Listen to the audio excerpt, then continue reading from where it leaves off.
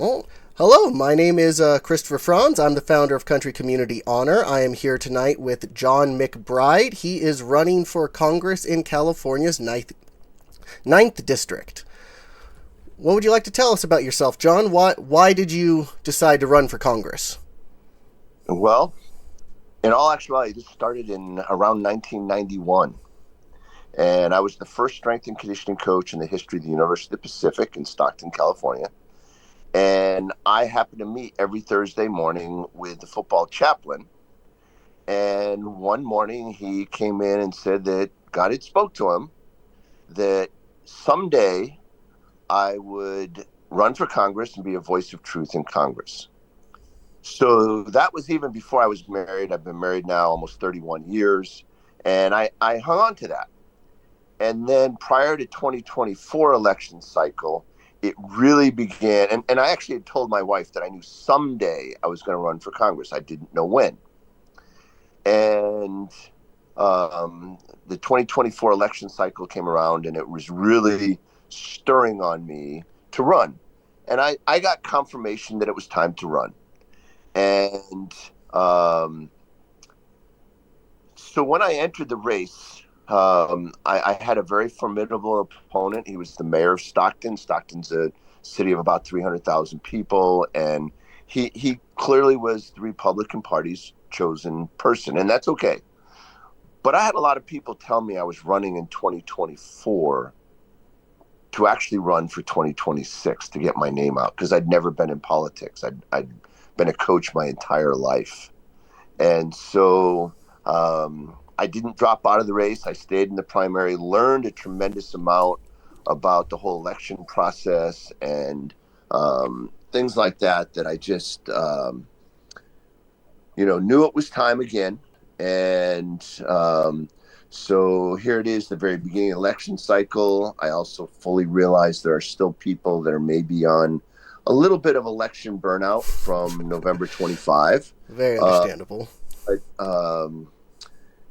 this way there's not as much pressure initially. I can just kind of work it, build on it, and go from there. But it definitely is time. A friend of mine that actually had dropped out in 2024 of the congressional race announced yesterday he is going to run again. Mm. So there definitely will be a primary, and there's one other name that has been thrown out there is probably going to be running. So it might end up being a 3-horse race. Who knows, maybe more, but a 3-horse race. And I'm ready for the challenge. Again, I've been coaching all my life, so a big game makes the challenge all that much more fun. So, do you feel that the Republican Party itself will find a candidate that they specifically want to back in this congressional election, or do you feel that they would choose you maybe this time around? I suspect I am not the favored son. I suspect that again. I am a true constitutional conservative. I am a true believer that we have a constitutional republic and not a democracy. That is one of my huge pet peeves. When people of either party call us a democracy, we are not.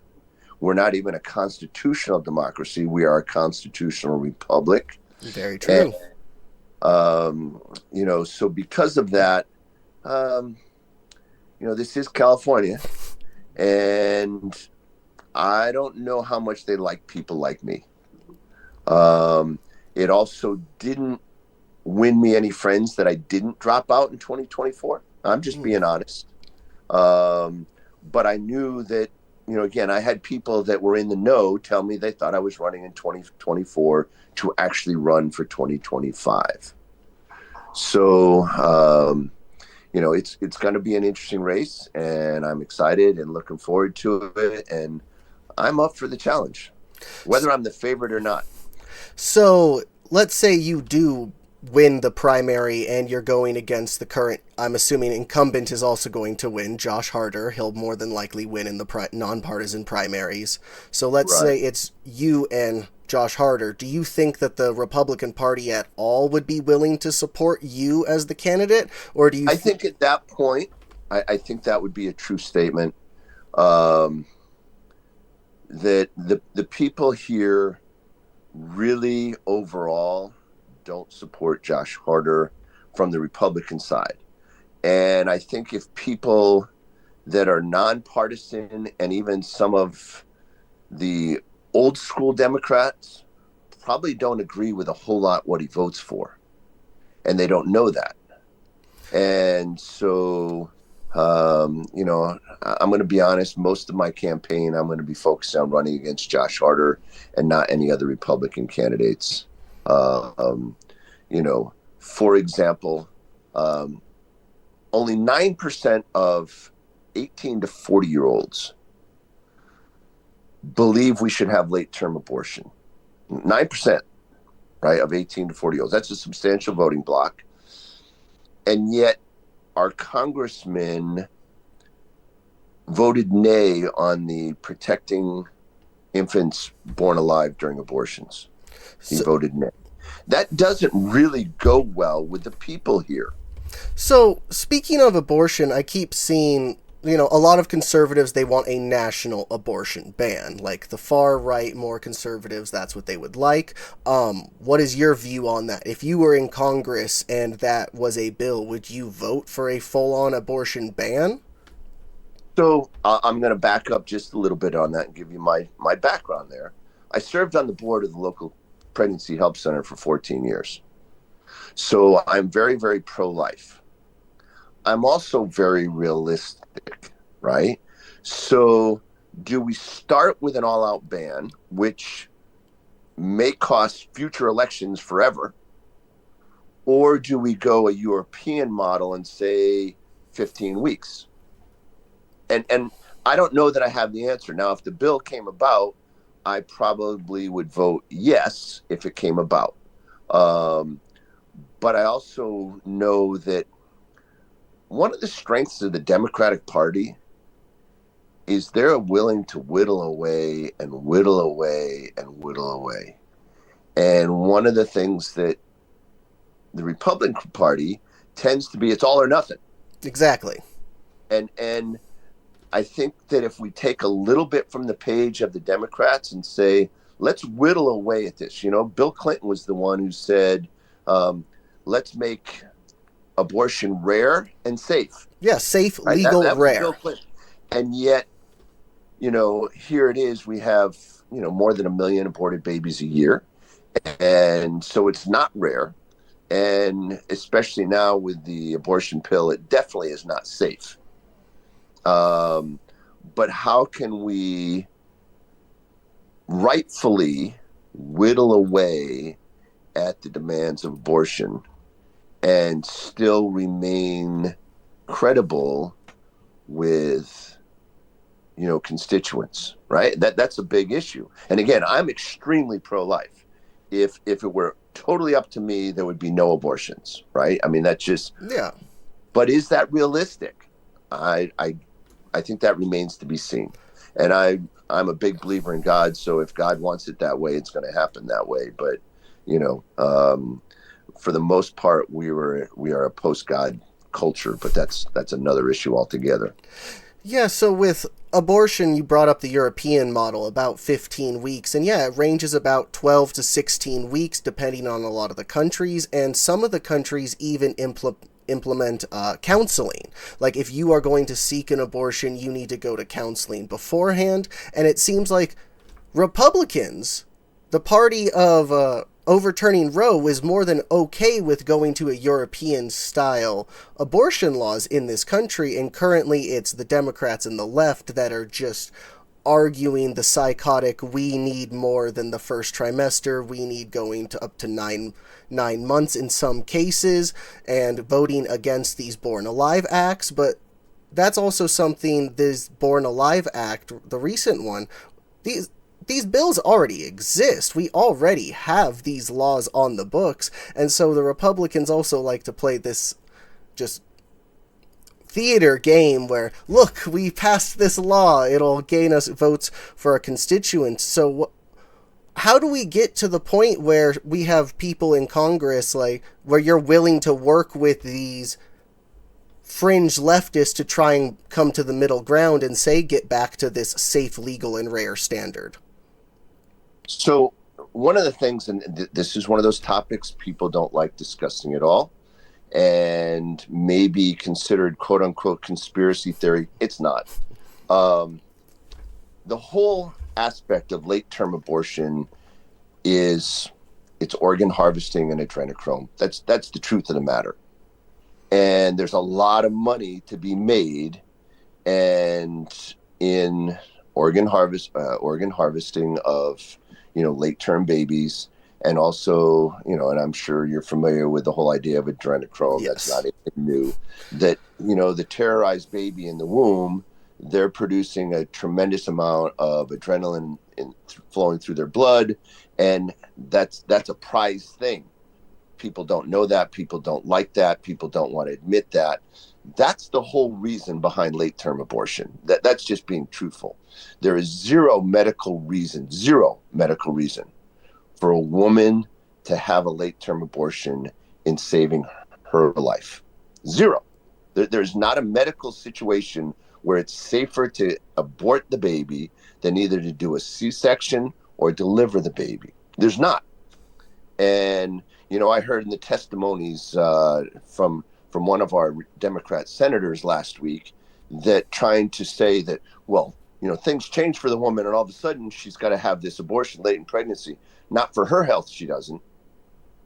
And that's just flat out lies, and I have a hard time with that. By the way, that just the amount of lying that goes on, it's appalling, to be honest with you, but it's there. So, without a doubt.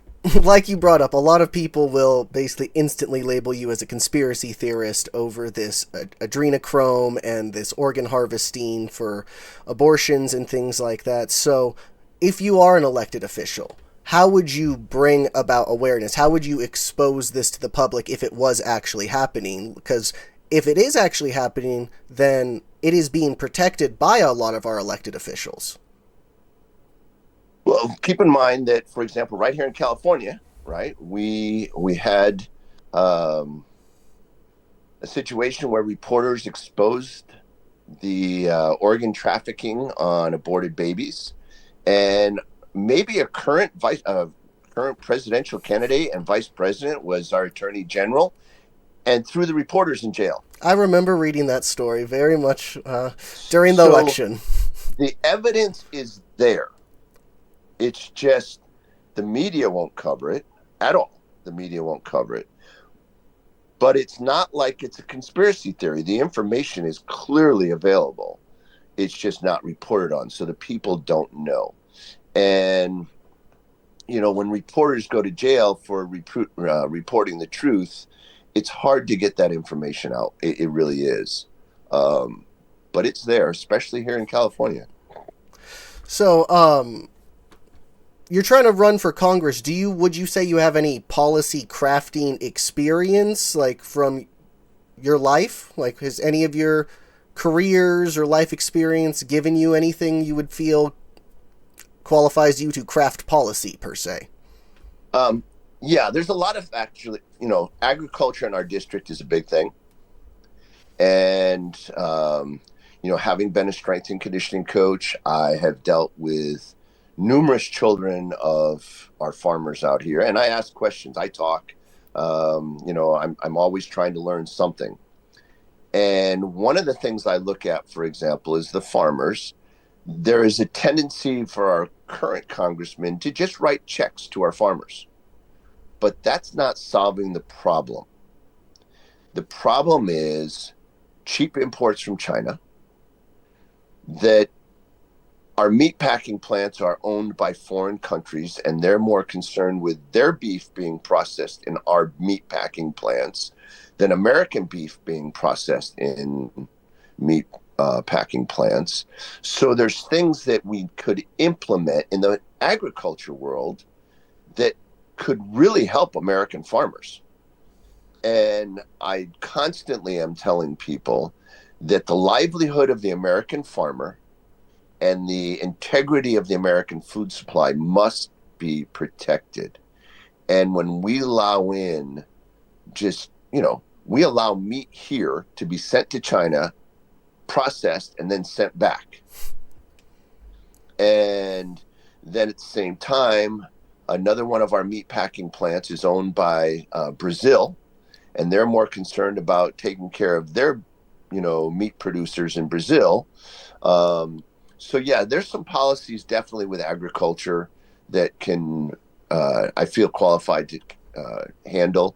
My dad grew up on a poultry farm, was born on a poultry farm during the Depression, actually. And so I've learned lots of stories from when he was growing up. And my first jobs were doing farm labor. I'm originally from Connecticut. And in Connecticut, at least at that time, I don't know what the current laws are, that you could do farm labor at 14. And my buttons in my life as a kid were sports. I loved sports. I made a career in sports. And my parents really didn't see a lot of value in sports. They just thought of sports as play. So their rules in our house were, if I was to play sports, I had to have a job, and I couldn't get lower than a B in school. So, at 14, I started baling hay, picking apples, milking cows. I did farm labor. Prior to 14, I mowed lawns and wintertime shoveled driveways. So I've been working a long, long time because of my passion in sports. Now, other policy issues, in addition to the agriculture, is we're seeing it now by executive order. But the water issue here in California is a major issue. And there are definitely some policy things. For example, Nestle's. Nestle's has a water contract for all the water up at Mount Shasta. They're getting that fractions of a penny per gallon. And they're pumping millions and millions of gallons from up there that shouldn't be happening. And so what? They just donated to Gavin Newsom or the right people, and that just allowed them to buy off the water? Pretty much that's it. Yeah. And it's really unfortunate. And I'm sorry, I'm just going to speak my opinion. Nestle's is an evil company. Their CEO has come out and said that water is not a right. They'll go into poor countries and even parts of this country. And see, California has 2 aquifers. Most people don't get that. You hear about we're running out of water and the aquifer is almost empty. Well, we have 2 aquifers. One of them is affordable for ranchers and farmers, and it's not very deep. It might be 100, 200 feet deep, and a farmer can afford to drill that deep for water, right? They can afford that. It's not super expensive. But there's a deep aquifer that's thousands of feet deep that there's plenty of water. We'll never run out of water in California. It's just more expensive for farmers to get that water. But what Nestle's will do is they will go in and drain the shallow, the near aquifer. And then, particularly this happens in poor countries. And again, you can look this up. It happens in third world countries. And then the poor people have no water. And then they actually get bottled water from Nestle's. Yeah, I've seen the stories of them. Basically, they use up all the water in the higher water table, and then people can't afford to drill deep enough down for the new wells, and then they basically can come and buy it out. And so, as a joking comment on X, people are talking about Trump he just released the water, and it's just draining into the ocean, it's going nowhere, and I'm just commenting, well, what are the water table levels at? Like, is it to maybe hypothetically try to raise the water table back up so the farmers can have access to this groundwater? Because what else is this reservoir being used for? Some people are arguing it is for crops later in the summer. Other people I've seen argue it's for like Gavin Newsom's water restoration project. And it's just, so there's these conflicting stories about the water that's currently going on. So if you were an elected congressman, how would you help get the truth out of what is actually going on with this water? If it's corporations buying it up, stealing it, if it's just them redirecting it into the ocean for their watershed projects, how would you get the truth out there? Well, you have a couple things that need to be addressed with that, and the truth is literally conversations like this that we talk about the truth. But yes, most of our water, the last 2 winters are 2 of the wettest winters we've had since I've lived in California, and it's 36 years I've lived out here. Okay. And yet we still have been quote unquote drought conditions because most of that water has been allowed to just run to the ocean. Right now, people here where I live, we're in what's called the Delta, the Northern California Delta, San Joaquin Delta. And a lot of the people here are not happy about our water flowing down south. And that's the truth of the matter. They're not very happy about that. But this state borders this little thing called the Pacific Ocean. Now, Newsom's water policy, right? San Diego County spent millions of dollars building a desalination plant down off the San Diego coast. And when drought conditions came and they had all these water restrictions placed all over the state, he didn't give San Diego any leeway having built their desalination plant. And they had the same water restrictions that the rest of the state had. You could only water on even days or odd days. Yes, I remember those restrictions. All those kind of things. But we have this massive body of water that, when San Diego built theirs, they had scientists from Israel come and help and do that because Israel uses desalination from the Mediterranean Sea. And, that's a huge source of water. Way back in the 60s, there was a song, and I only remember this one line from the song about the Hetch Hetchy. Well, that's a reservoir over near Yosemite. And San Francisco gets exclusive water from the Hetch Hetchy. And that's water that could go to farmers, and San Francisco could get their water from desalination plants right there on the coast. San Francisco Bay, they don't have the tidal waves that, the coast itself does. They could be draining water and desalinating the water in San Francisco Bay instead of taking it from the Hetch Hetchy. But that's a huge water deal also that, San Francisco has milked that since the 60s. And, the other thing, and from a federal perspective, there's not really a lot, and the House is a federal issue. Okay. Yes. So we deal with federal issues. But one of the things I think is the federal government needs to get out of the real estate industry. How much federal lands are there that are not federal parks? And we're seeing even now, if you've seen it all, what's happened over in Point Reyes, Monterey. No, they just haven't. closed down 12 farms that have been on that land for over 100 years. Wow. But it's been considered a national seashore that, but they had the rights to be there. These farmers have been there as long as it was agricultural use. And 3 or 4 environmental organizations sued these farmers. And the judge put the farmers under a gag order so they couldn't even talk about it. And just this week they had to settle because these farmers couldn't afford anymore to continue to pursue this.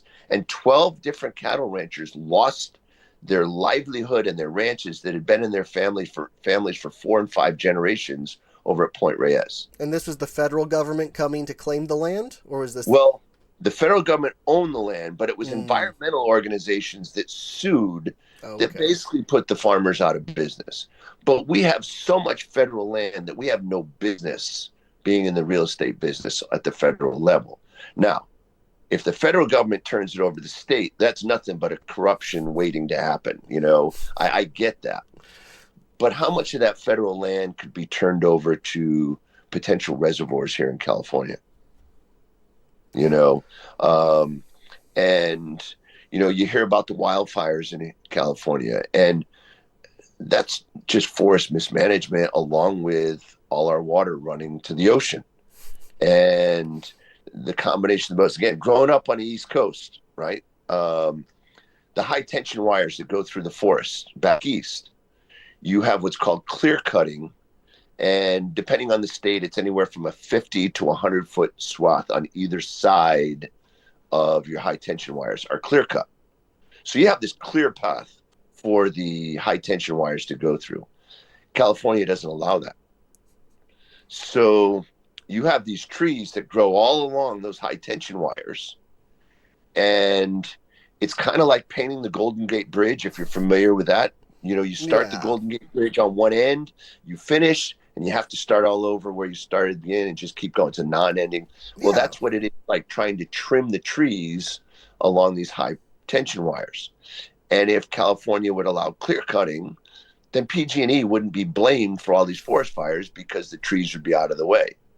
And there again just shows a certain degree of corruption between PG&E and Governor Newsom, because PG&E willingly takes these fines and still contributes to Gavin Newsom. So anyhow, there's a lot of issues here that are all interrelated, but it is mismanagement by the state. But the federal government has a small amount of control by saying, this is federal lands. We want this federal land made into a reservoir. We want the federal lands properly managed. We do have a Department of Forestry nationally that could come in and do what the state of California is not doing. And those are some things that, policy issues that could change from a congressional perspective. So with the forest fires in California, not even just the forest fires, just the fires in California, but I grew up close to the Cajon Pass, and it would catch fire a lot when I was younger. And I remember seeing a giant, basically, air tanker fly around, dropping the fire retardant, and laying, even when it wasn't fire season, it would do this and lay just giant paths of fire retardant to help prevent fires from becoming larger.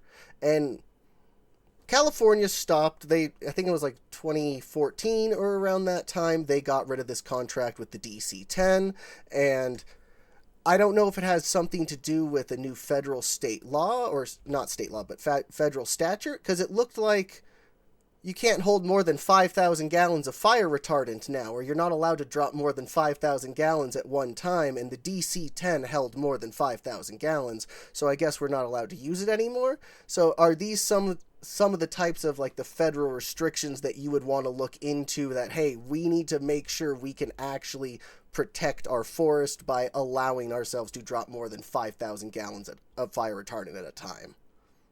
Right. And there's no question that those are things, those regulations need to be looked at. And even, I'm sorry, just excuse the term, asinine aspect that you couldn't use the Pacific Ocean water to dump on these fires in Southern California. I'm sorry, that's absolutely ridiculous that they couldn't use ocean water. And, people said, well, it wasn't safe in those winds for the military, helicopters to go out. If you know anything about the Coast Guard, more or less the Coast Guard's philosophy is, go out, we have to. Come back, we don't. If you get the drift. Yeah. So if it was a matter of saving these homes and saving these communities and the potential risk of death, I'm sorry. My dad was a firefighter. You go into a fire and you fight it. And that just, there's a certain amount of just, I'm going to say, mockery of, they think the American people are so ignorant, and it really is a mockery of the American people to think that we're so dumb that, you can't send an Army helicopter to scoop water out to dump. And the winds are brutal. with maybe exception last week in Washington, D.C., our military helicopter pilots are very well qualified and can do the job. And if there is risk, there is risk. Well, I know years ago, my family, they liked my father liked to watch like military history television, and it's just talking about some of the helicopters our military have, and it's these some of these helicopters are built to withstand and fly in 200-mile-an-hour hurricane force winds. Like, this is what they were designed to fly in.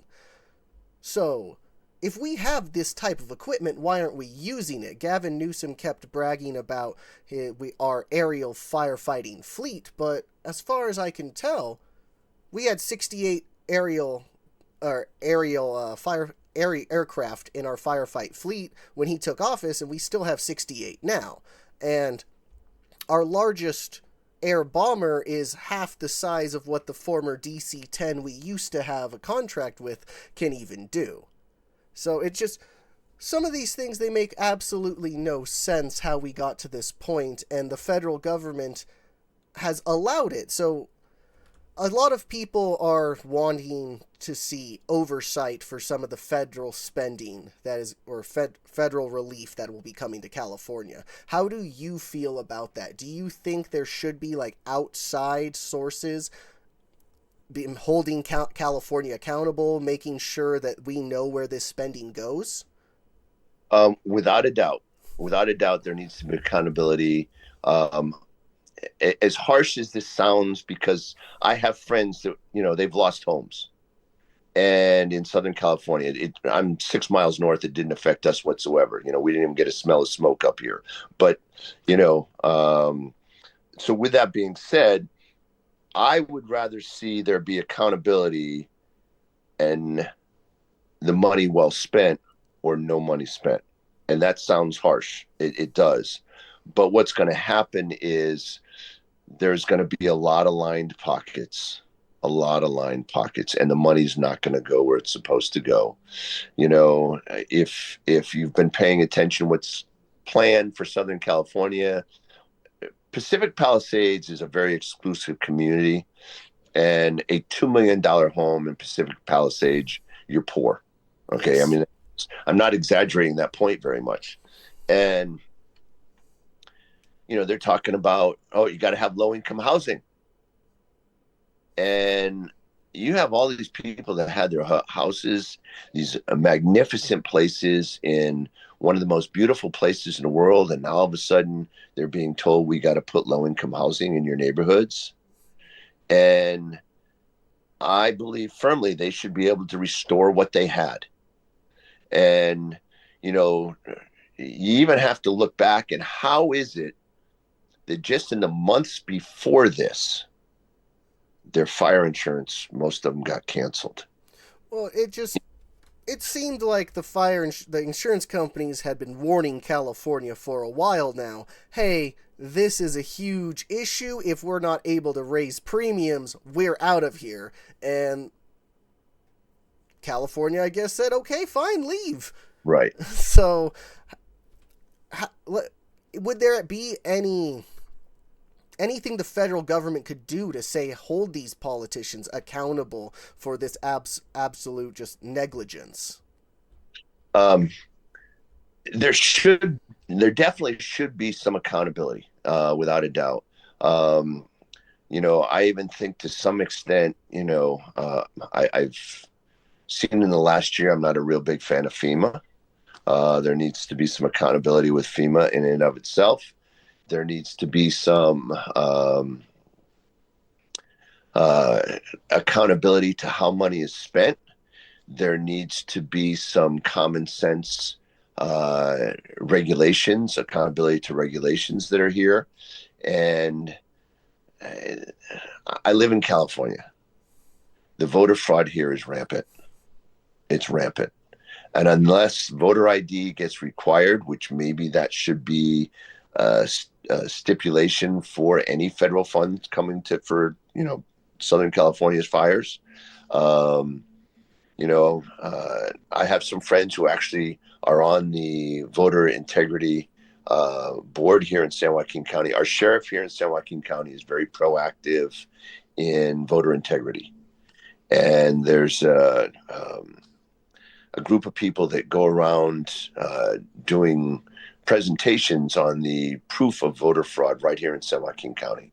And it's rampant right here in San Joaquin County, which is relatively conservative.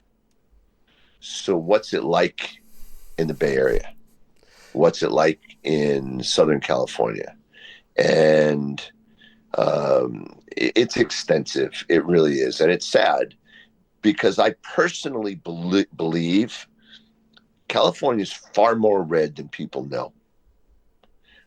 And that sounds like, how can that be? You keep electing these, weirdos to office and you have a super majority of Democrats. And I think it's because the voter fraud is that rampant. And, I'm originally from Connecticut, which is not a red state by any means. And the number of people that I have on social media that I grew up with, and they question, how could you have this in California? And it's like, you have the same thing in Connecticut and it's just as bad. And you just don't realize it because you're in Connecticut, But anyhow, that's another issue. So yes, there needs to be oversight of the regulations. And I'm not even sure that some of those regulations are even constitutional or not. But I'm not a constitutional lawyer. I am a, constitutional conservative. But, anyhow, we'll just leave it at that. So you're not a constitutional lawyer, but let's say you do get elected to Congress. Some of your colleagues, they are lawyers. They went to Harvard. They went to these Ivy League schools. But they're also the same people that for the last couple of decades have been electing us $36 trillion in debt, funding every single foreign war. So they're more than likely going to look down on you and try to push you out. So how would you try to join in on the party politics, the games, to try and just join the inner circles so you can get things moving? Or are you going to would be more of one of the outsiders who's trying to call this all out, whether it be Republicans or Democrats alike? If you go back to my opening statement that it was prophesied over me in 1991-ish that I would be a voice of truth, that there's a good chance I won't be liked by either party, because, my platform slogan is, as a strength and conditioning coach, so that's my background, is standing strong for truth and freedom. And the truth part of that is a big part of that to me. And, one of the things I've learned from Ivy League educated, I grew up 25 minutes from Yale, okay, is there is a superiority mindset with a lack of common sense. And that is, my experience and understanding of what I've seen that are people that are, quote unquote, Ivy League educated is they're smart, but common sense, not so much. And at the same time, the willingness today, it's one thing we've all heard that, politicians, they lie. That's what they do. And in coaching, what a coach tolerates is what he gets. Right. So if you tolerate kids that don't show up to the weight room, you're going to get kids not show up to the weight room. And at the same time, we, the voters, have tolerated people that lie. Exactly. And that day has to end. It has to end. That we can no longer tolerate just the blatant lying. Oh, politicians, that's what they do.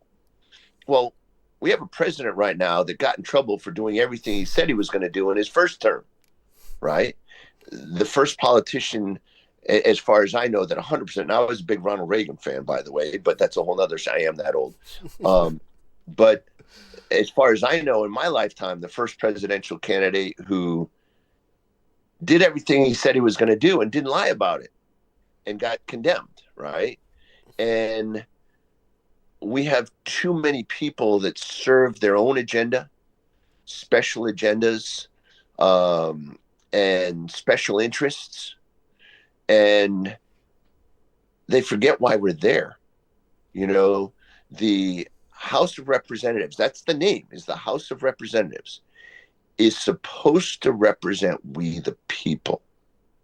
And now the House of Representatives, for the most part, as I was alluding to, represent special interests, self-interest, hidden agendas, you name it. One of the other things that this is a struggle too, that we've gotten where we've gotten because of the 17th Amendment. Okay. Back in the day when our founders organized this country, the senators were supposed to represent the states. Mm-hmm. They People got didn't appointed by the assemblies. Right. Now, with that being said, that meant your senators were emboldened to the state. And if they didn't do the job the state wanted, then it came down to the next assembly, when that term expired, they could be gone. So there was accountability. The problem today with our election of senators is it has become an extremely powerful position that brings in a lot of greed and a lust for power into those positions. And, will that ever change? I don't think so. One of the other things our founders were genius at, which again, I don't see changing, but maybe it can be modified, is originally our founders, each House of Representative member was only representing 40,000 people. Okay. Yeah. So now San Joaquin County, you represent roughly 1 million people. And there's 435 of you, as opposed to what we'd have 10,000 roughly at ballpark, 8,000. Yeah.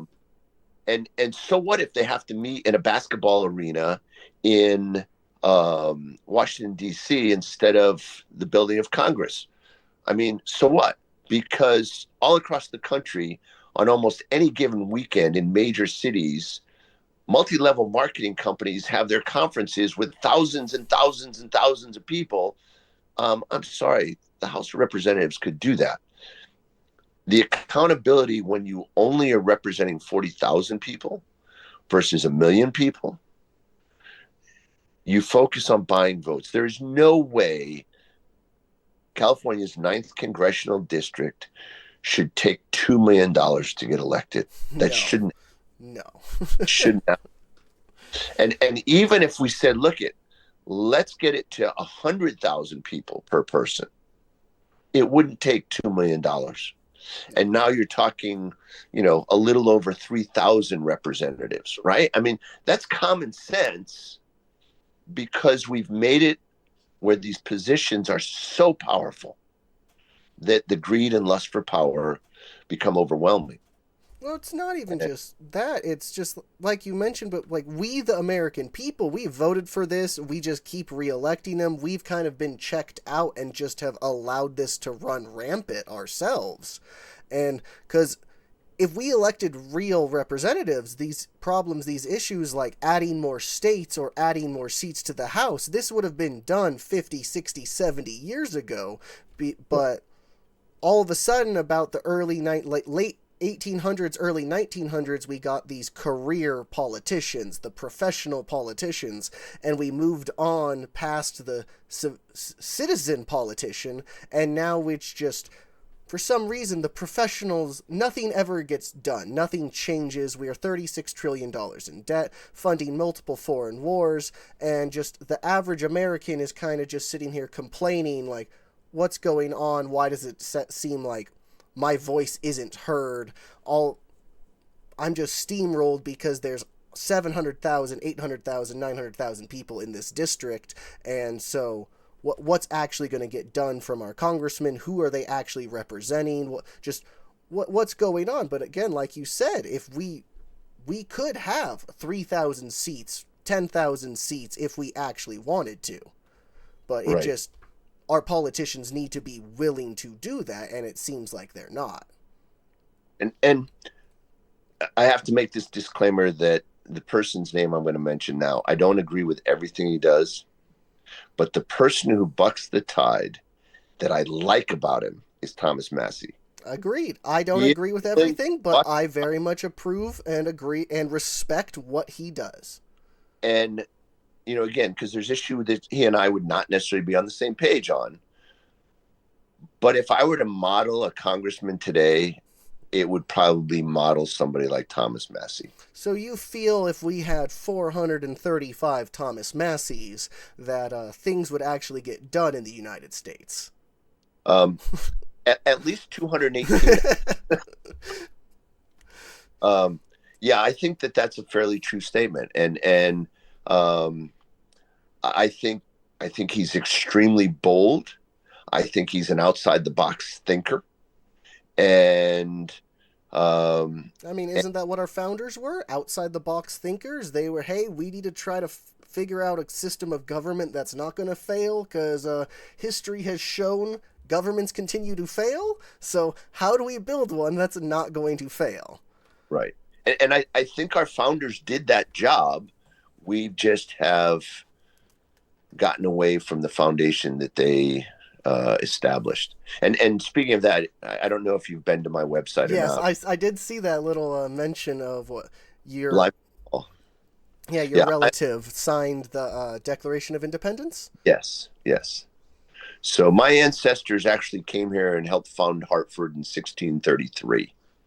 And then were first settlers in my hometown in 1670 in Connecticut, and on my mom's side. And so, yeah, that's my history. And when you grow up knowing that your ancestor was a signer of the Declaration of Independence, it really is impressed upon you the importance of the founding of this country. It's a little bit different. I will say there's probably other children from my hometown that are now my age that didn't necessarily have that same belief because it wasn't instilled that, your ancestor was the signer. My high school was named after Lyman Hall, signer of the Declaration of Independence. And, so it's a very different upbringing that I had that way, in being instilled the idea of freedom and, just, I'll say that revolutionary spirit. So you just more, it sounds like you want to go to Congress, you just want to try to get the truth out there and hold everybody accountable, and you want to make sure that our other elected officials, your potential colleagues, they are putting the country and their constituents first before anybody else. Yes. And to be honest, and you could name 100 companies and I could just rattle off. And unfortunately, those, hundreds of companies is who we represent. It's like this again, this is my opinion. I don't ever see it changing, right? And I even think the Supreme Court ruled opposite of my viewpoint. And not to pick on any company, but Ford, Coca-Cola, those companies don't have the right to vote. The people who work for them do, but those companies don't. So why should they be allowed to contribute to a campaign? So you'd be more for overturning what, like Citizens United, and trying to make it so these corporate interests can't donate at all. They are not seen as individuals. I'm not picking on any group, but I believe individuals should be able to contribute because that's a matter of my freedom of speech. So if I'm, a millionaire here in San Joaquin County, and I want to give $100,000 to a campaign in my name, that's my freedom of speech. But how is it that Coke, Pepsi, Ford, General Motors, they don't have the right to vote as a corporation, yet they can contribute millions of dollars to campaigns? And that's where the vote buying comes in. It's you have to please these major corporations. And then if you want that donation again, you better vote how we want you to vote for. So the same can be said, though. You mentioned if a wealthy person has $100,000 and wants to donate directly to a candidate, they should be able to do that. But a lot of people have issues with Elon Musk or Nicole Shanahan or these or like George Soros, who come in who privately say, "Hey, here's money. I want you to do what I want," and it usually ends up happening. So Now they do it through PACs. yeah, They do it through PACs. So it's not any different, but when it's through a PACs, there's no trail. You don't really know that Elon Musk's money went to primary, for lack of a better word, I'll say Mitch McConnell in the next election, right? yeah. You just know, know the PAC spent the money to do this, right. and these people donated the money to the PACs. And so if Elon Musk contributed $100,000 directly to my campaign because he thinks I'm the best candidate in San Joaquin County, now, if when I get elected, I start doing things that benefit Elon Musk, there is definitely a line, and you can see that line. Very true.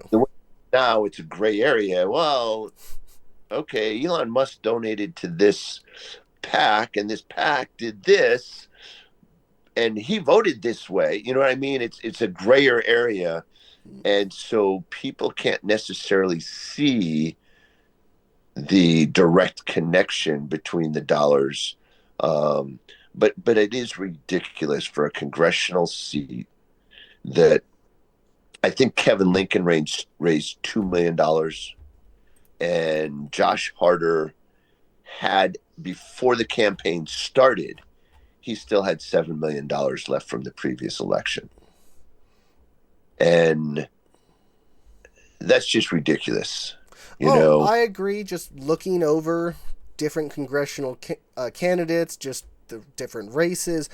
Some of these districts have tens of millions of dollars dumped into them, and it's just I don't understand why these corporations, these companies are spending $10,000, $20,000, $30,000 at a time to donating to these candidates, and it's what are they actually getting? It's obvious they are getting something out of this, and then where does the money actually go? Because I don't think there's any way these people are spending $2 million on campaign flyers, radio ads, and television ads.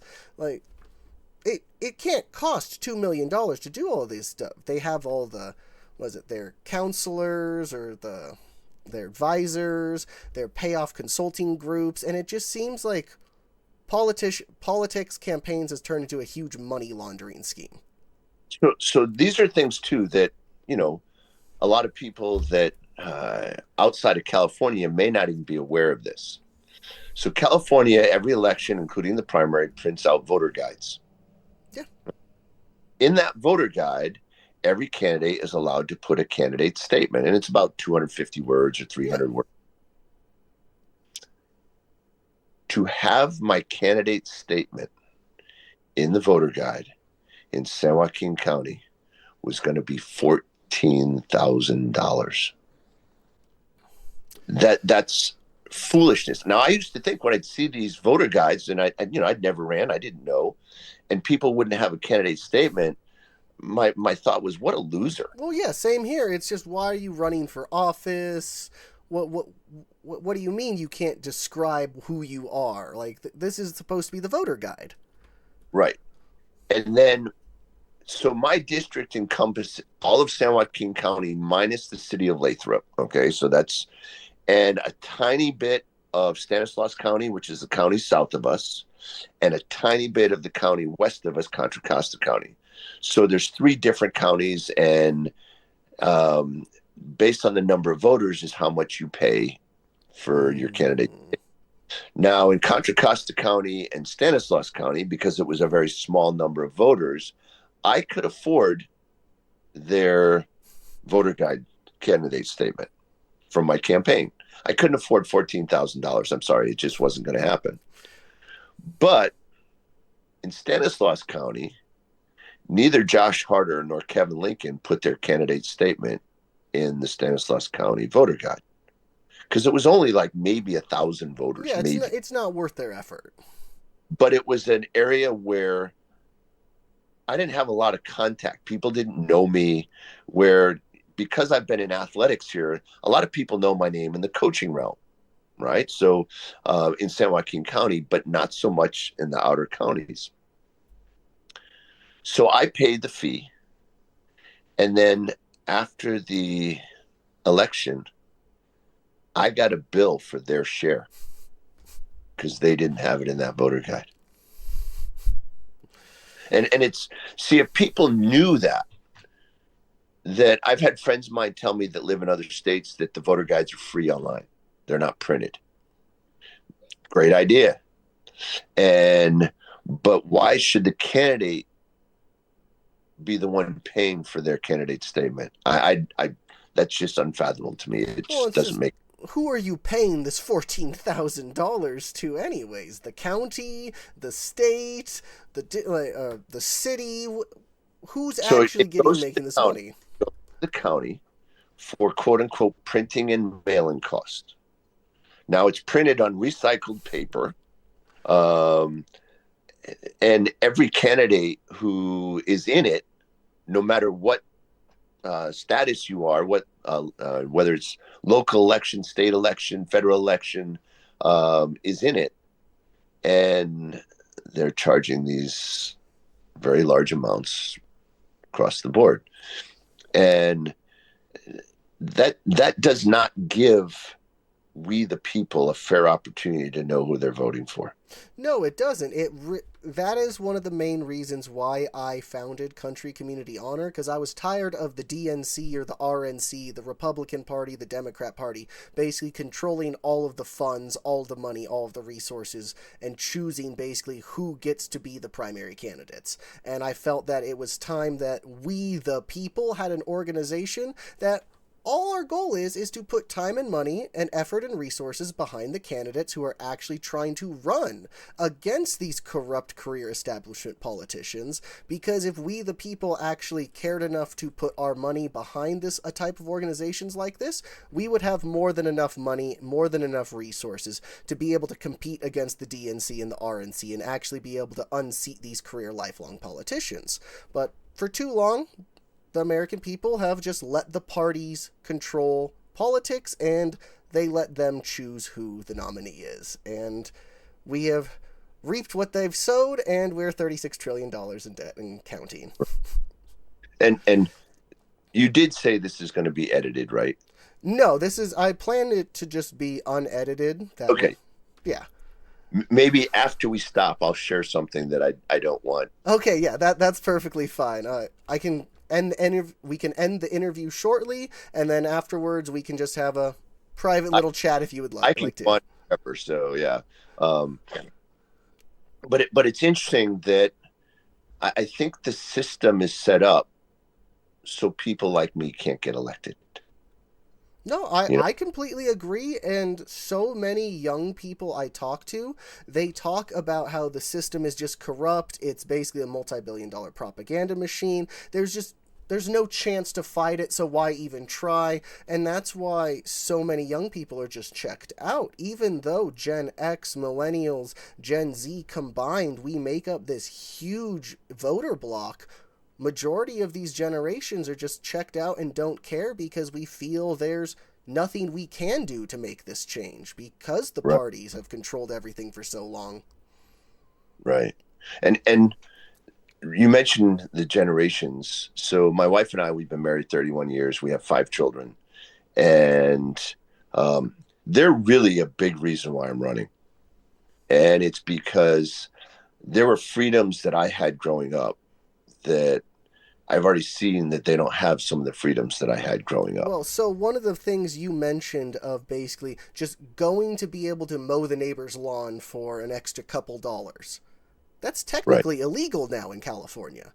You cannot do that. Like, because of the labor laws they passed, basically you have to be an independent registered business to cut someone's lawn, and they have to basically be an independent business to be able to contract you out to mow the Right. lawn. And so it's just, what do you mean this? What is going on with our country where the neighborhood kid can't even make $5 mowing the neighbor's lawn? Right. What do you mean we can't do this anymore? And it's pretty tragic. You occasionally hear stories where the police come and shut down a kid's lemonade stand, and or this is the absolutely tragic thing is when you have people that are feeding the homeless and are shut down. Well, I just saw a story recently, I think it was in California, but a church, like a priest got arrested for allowing some homeless people to sleep in the church and Yeah. was housing them for a bit, and the city came in and said you're not allowed to do this. Yes, I read that story myself, and it's like, where is your humanity? And homelessness here is really bad, and um, so I'm gonna just say that my heart goes out to homeless people. And we recently passed a law that, on paper, sounds really good. That you can now, remove all encampments of homeless people. The only problem with that is you haven't provided for them for a place to go. And so it's really sad when I was, and again, I'm not being critical of Caltrans. I'm not. You'll see the trucks out there cleaning up the homeless encampments, and the dumpsters, the trash trucks, they're just throwing the stuff that these are the only possessions these homeless people have being thrown in a trash truck. And it's so sad because that's all they have. They have no place to go. And the issues of stopping homeless is not even being addressed. Homelessness has created a cottage industry that survives with there being homeless people. So you're not getting rid of homelessness. Well, most of these NGOs that focus on homelessness, the more homeless people there are, the more money they get. So Yes. they are incentivized to create more homeless people because then they get more money.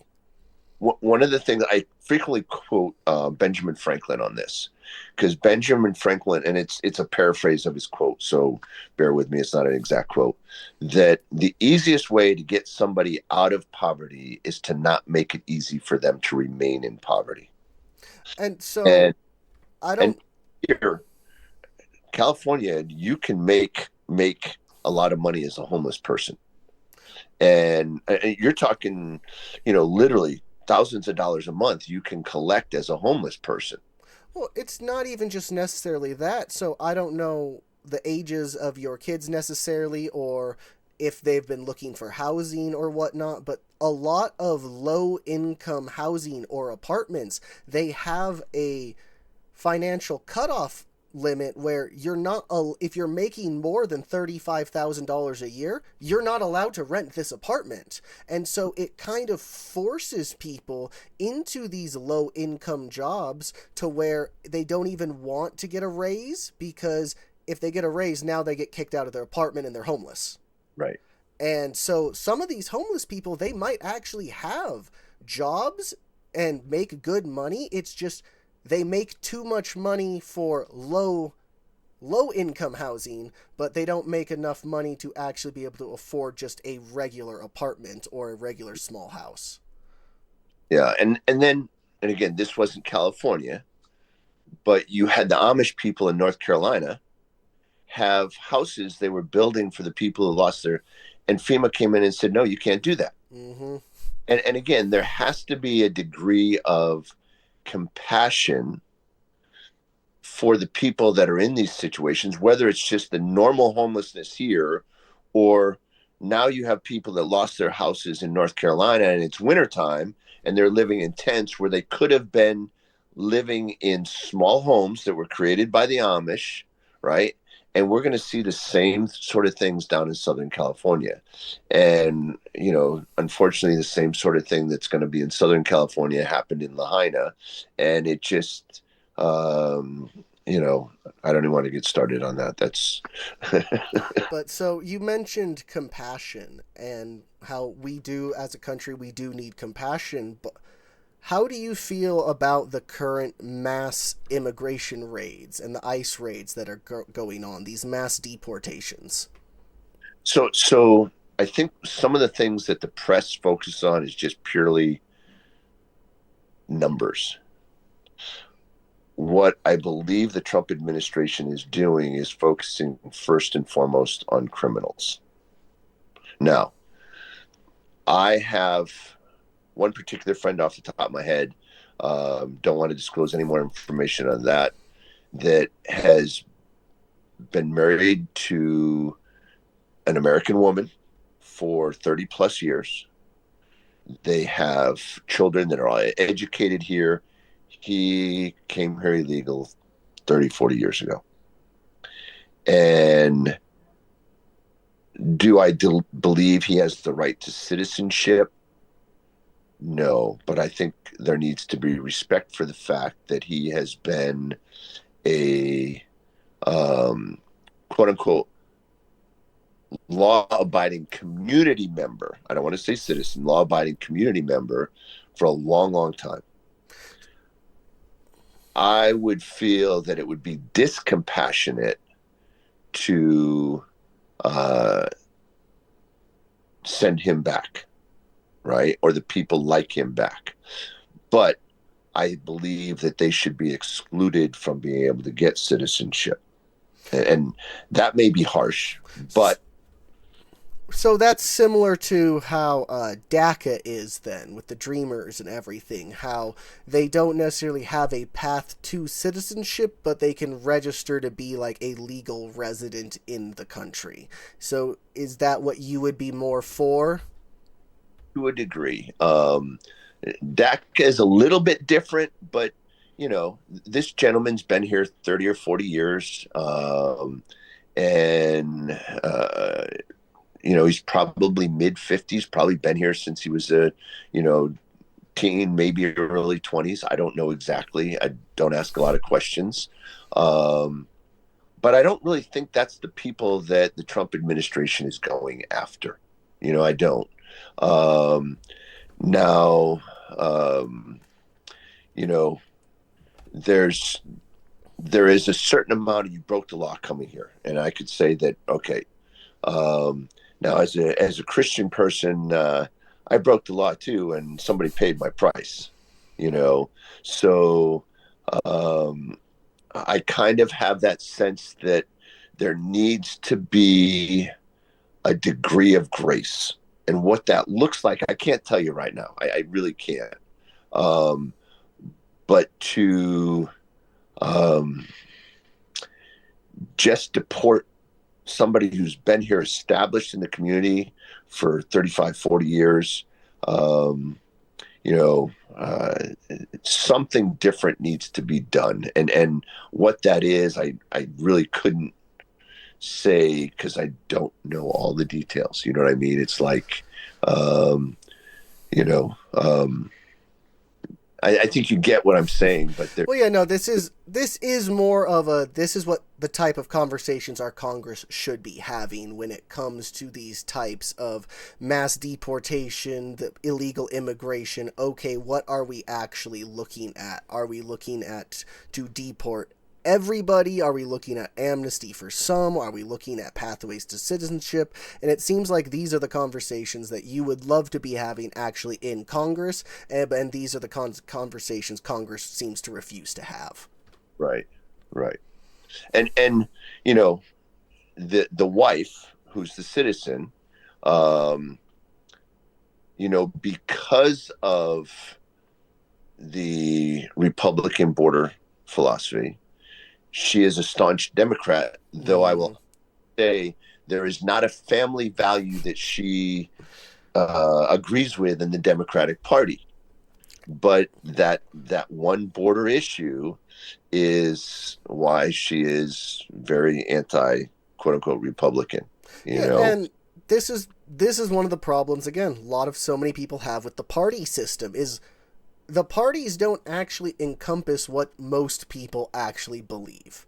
It Right. is just this umbrella term for whoever the actual party itself chooses as their candidate. Like a conservative now, like Donald Trump is apparently the face of the MAGA movement, this far right movement, and he is a classic liberal from the 80s.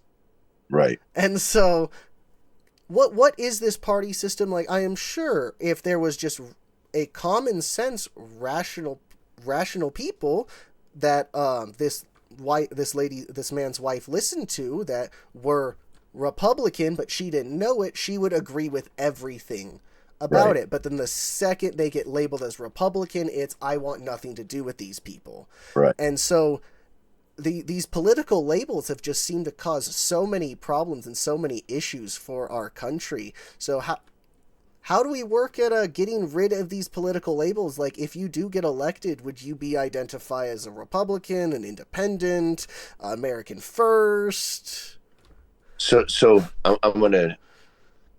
I am an America First, but as I stated earlier, I am a constitutional conservative.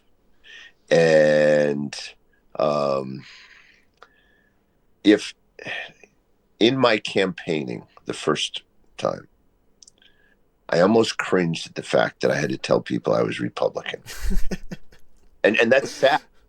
Um, and it's because it's not that it's on paper, the Republican Party is who I agreed with on paper. Yeah. But early in my campaign, I had a campaign consultant from Virginia. And great guy, very, very in tune politically nationwide. And he made it very clear that the road in the Republican Party was going to be very challenging for me. And I'm just going to leave it at that. There's something related to that we'll talk about in this after segment, yeah. But it's something that I just if there was a party called the Constitutional Conservatives, um, you know, I'm not truly a libertarian, but I lean libertarian. There are things the Libertarian Party I don't agree with at all. Oh yeah. Uh, you know, The I think Libertarian Party's not really a party, it's a social club where they go to argue. right, That's more or less what it is. right, and so, but I am a big believer in limited government, as free as we can be. I believe the role of government is to protect me from you and to instill my rights. That see, why do we have a Bill of Rights, right? Why do we have that? It's to tell the government you can't infringe on these things. These are the rights you have. These are the restrictions that the government has. And we've gotten so far away from that. And, the Second Amendment comes up all the time. And the question I have in mind is shall not be infringed. What part of that do we not understand, right? Um, and, it's if we stayed with the first 10 amendments and not very many more, I do believe that should have been freed, but not many more. Um, it's one of those things. And now we have a 14th Amendment issue that, you know, will be probably pulled out of context based on how the law was written. Yeah, and Uh, my quick thing about the 14th Amendment was there's already been some court cases argued about it in the past. They did discuss what was it, the jurisdiction therefore of meant initially because different Native American tribes were not granted citizenship because they were not seen as being part of the jurisdiction of the United States at that time. And so if we actually had a real Congress, this this birthright citizenship debate would have been nipped in the bud a very long time ago. Right. And technically, we're the only nation in the world that allows that. I was like, I think there's a couple. We're the only Western nation that still allow it, I believe. There's like two, I think like one African country and some other country that have technically birthright citizenship. But yeah, all of the European Western countries, over the last few decades, they have worked to get rid of birthright citizenship because they saw that it was actually an issue and it was slowly eroding at the fundamental values and beliefs of their country. Right. Right. But so, I'm sure we could continue talking for a lot longer, but it's already at an hour and 15 minutes, so I think we will wrap the conversation up there.